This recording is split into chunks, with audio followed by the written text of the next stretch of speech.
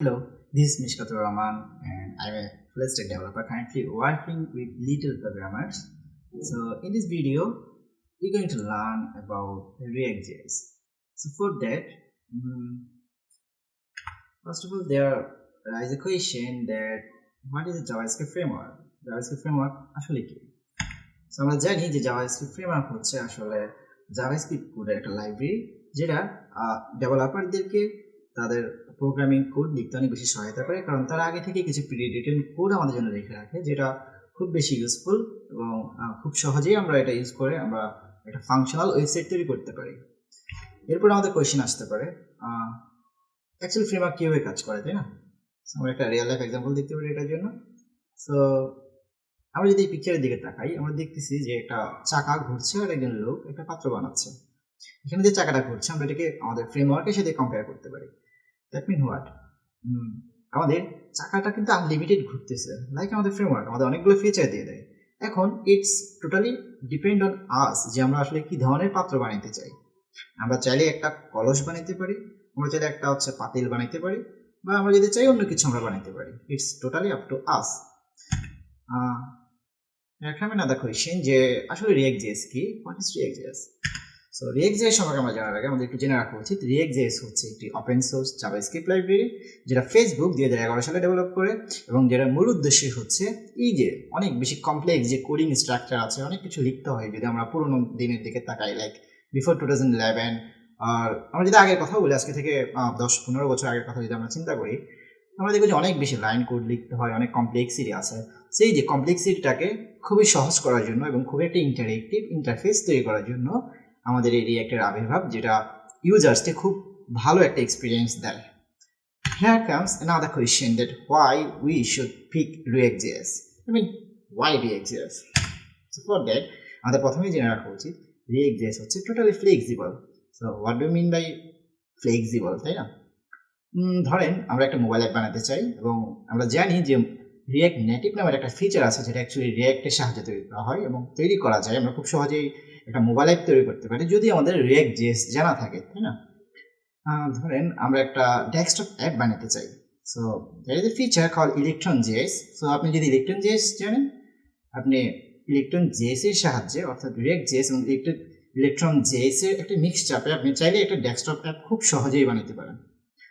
ওকে, so আরেকটা advantage হচ্ছে react actually component based আর্কিটেকচারে কাজ করে। তার মানে কি? তার মানে হচ্ছে যখন আপনি কোড লিখবেন আপনি অ্যাকচুয়ালি ছোটো ছোটো কিছু কম্পোনেন্টে লিখবেন। আমরা যদি অন্যান্য ল্যাঙ্গুয়েজের কথা যদি চিন্তা করি, একটা পেজের মধ্যে অলমোস্ট আমাদের 1000, 2000, 5000 পর্যন্ত কোড হয়ে যায়। বাট আমরা যদি রিঅ্যাক্টের কথা বলি, রিঅ্যাক্টে নর্মালি আমরা ছোটো ছোটো কম্পোনেন্টে ভাগ করি এবং আমরা খুব সহজেই আমাদের কোডগুলোকে আমরা একসাথে একটু অর্গানাইজ হইতে রাখতে পারি এবং খুব সহজেই আমাদের মনে থাকে যে আসলে কোথার পরে কোথায় আছে, কোন ফোল্ডারে কি আছে, আমরা খুব সহজেই এটাকে অর্গানাইজ করতে পারি। এবং এটা যেহেতু কম্পোনেন্ট বেস কাজ করে, তো আমাদের পেজটাও বারবার রিরেন্ডার হওয়ার কোনো চান্সেস থাকে না। আচ্ছা, আরেকটা ইউজ কেস হচ্ছে এবং আরেকটা অ্যাডভান্টেজেস হচ্ছে হ্যান্ডফুল রিসোর্সেস। হ্যান্ডফুল রিসোর্সেস মানে আমরা কি বোঝাচ্ছি? দেখবেন আপনি যদি গুগলে সার্চ দেন তাহলে হচ্ছে আমাদের নট অনলি গুগল, আমাদের স্ট্যাক ওভারফ্লো অথবা ফেসবুক অফকোর্স অনেক বেশি হেল্পফুল, অনেকগুলো গ্রুপ আছে, আপনি অনেক সাহায্য নিতে পারেন। স্ট্যাক ওভারফ্লো আছে, কাইন্ডলি আমাদের ChatGPT আছে। দ্যাট মিন আমরা অনেক বেশি রিসোর্সেস পাই, অনেক বেশি হ্যান্ডফুল রিসোর্সেস পাই ReactJS সম্পর্কে, এবং একটা খুবই স্ট্রং কমিউনিটি আছে রিঅ্যাক্টের, তাদের নিজস্ব কমিউনিটি পেজও আছে। তাছাড়া আপনি স্ট্যাক ওভারফ্লো বা গুগলে যখনই আপনি সার্চ দেবেন কোনো একটা কোয়েশ্চেন নিয়ে বা কোনো একটা প্রবলেম নিয়ে, আপনি খুব সহজেই এটা সলিউশন পেয়ে যাচ্ছেন। আমি পাচ্ছি, আপনারা ইনশাল্লাহ পাবেন। আর React অ্যাকচুয়ালি একটা গ্রেট এক্সপিরিয়েন্স দেয় আপনাকে একটা SPA এর জন্য। What is SPA? Actually single page application. তার মানে হচ্ছে কি, React actually single page application তৈরি করে। তার মানে সে একটা অ্যাপ্লিকেশন তৈরি করে যেটা অ্যাকচুয়ালি একটা সিঙ্গেল পেজের মধ্যে চলে, এবং যখন আপনি একটা পেজ থেকে আরেকটা পেজে রাউট করেন বা রাউটিং করেন, ধরেন হোম থেকে আপনি গেলেন ব্লগসে। সো নর্মালি আমাদের ওয়েবসাইটে কি হয় যে হোম থেকে ব্লগসে গেলেন একটা লোডিং ফিচার আমাদের দেখায়।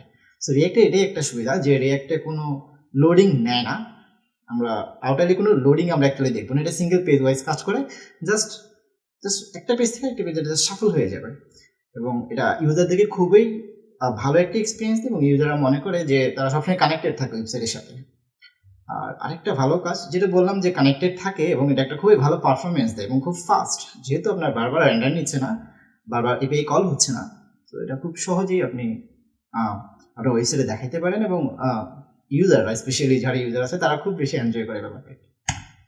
So here's a another $1 million question যে ReactJS কারা ইউজ করে আসলে? ReactJS আমি ইউজ করবো, বাট আগে কি কেউ আসলে ReactJS ইউজ করছে? আমি কেন ReactJS ইউজ করতে যাব? So here is the solution.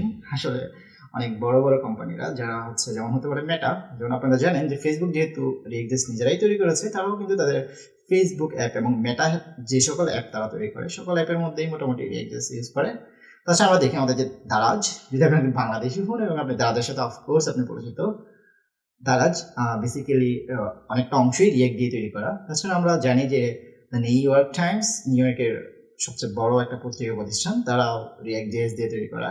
আপনি নেটফ্লিক্স আপনি অবশ্যই চিনে থাকবেন আমি মনে করি, নেটফ্লিক্সও রিয়েক্টে তৈরি করা। ওয়ালমার্ট আমেরিকার একটা অনেক বড় একটা শপিং মল, সো তারাও হচ্ছে ReactJS ইউজ করে। তাছাড়া ডিসকর্ড, এয়ারবিএনবি, উবার, মোটামুটি অনেকেই হচ্ছে ReactJS ইউজ করে। সো এত বড় বড় কোম্পানিগুলো যখন ReactJS ইউজ করতে পারে, of course you can also do, right? So another question is like, আমরা যে ReactJS শিখবো, আসলে ReactJS শিখে কি হবে? হ্যাঁ, বললাম যে ফেসবুক ইউজ করে, এয়ারবিএনবি ইউজ করে, নেটফ্লিক্স ইউজ করে, বাট আমি কেন শিখবো, তাই না? কারণ যদি আমরা একটু রিসার্চ করে থাকি, আমরা জানি যে রিয়েক্টের পাশাপাশি কিন্তু AngularJS আছে, Vue.js আছে। সো এতগুলো থাকতে আমি কেন ReactJS পিক করবো, right? So here is the solution. ReactJS আসলে কতটা ডিমান্ডিং, আমরা যদি একটু রিসার্চ করি এটা নিয়ে, ধরেন হচ্ছে জব প্লেসমেন্টের চিন্তাই করি আমরা, বা জবের ক্ষেত্রে আমরা যদি চিন্তা করি, আলটিমেটলি আমরা তো জবের জন্যই করতেছি, তাই না?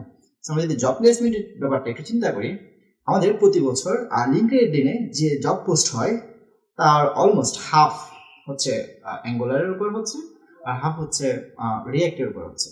আর Vue.js এর ডিমান্ড খুবই আসলে অত বেশি না আসলে, টিভি মানুষ আপনি যদি গ্রাফের দিকে দেখেন, ReactJS অত খুবই কম্পিটিটিভ মার্কেট প্লেসের মধ্যে, স্পেশালি লিঙ্কডইনে অলমোস্ট 10টার মধ্যে 5টাই হচ্ছে ReactJS নিয়ে নেয়, 4টা বা 5টা হচ্ছে অ্যাঙ্গুলার নিয়ে, আর Vue.js হচ্ছে আমাদের মধ্যে দিয়ে একটা পোস্ট আসে।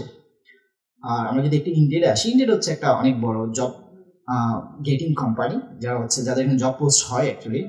আমরা যদি ওদের ক্ষেত্রে দেখি, ওখানে সেম 5টা পোস্টের মধ্যে 2টা হয় অ্যাঙ্গুলারে, 2টা হয় রিয়েক্ট, আর একটা হয়তো Vue.js হইতেও পারে।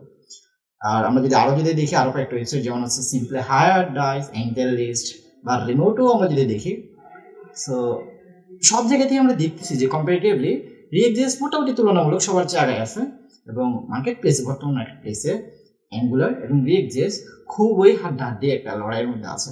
ও to be mention, Angular actually গুগলে তৈরি করা, রিয়েক্ট হচ্ছে ফেসবুকে তৈরি করা। সো আপনার যদি কখনো যদি মনে হয় যে কেন আমি অ্যাঙ্গুলার শিখবো না, কেন আমি ReactJS শিখবো, তো এক্ষেত্রে আপনাকে বলে রাখি, অ্যাঙ্গুলার খুবই কমপ্লিকেটেড এবং আপনার শিখতেও হয়তো অনেকটা প্রবলেম ফেস করতে হবে। আর ReactJS আপনি জানতে পারবেন আমাদের এই প্লে লিস্টে, আমরা জানাবো যে কতটা সহজ ReactJS এবং আপনি কতটা সহজেই অ্যাডাপ্ট করতে পারেন। So well, thank you so much for this seeing this video.